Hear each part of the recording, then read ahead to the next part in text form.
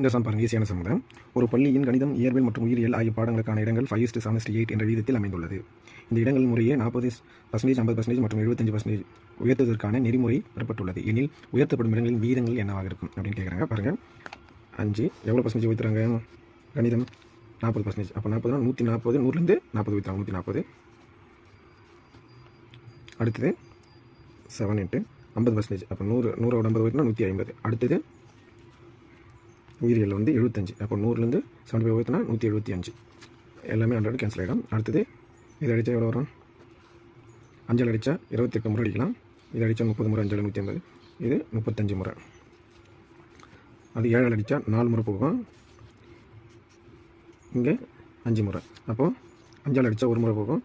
இங்கே 6, இங்கே அந்த 5 கேன்சல். 4 6 8. இதை அடித்தா 2 முறை, 3 4. 2 3 4. அப்போ ஆன்சர் 2:3:4. ஆப்ஷன் ஏ தான் சரி. இது மாதிரி போடலாம் சார்.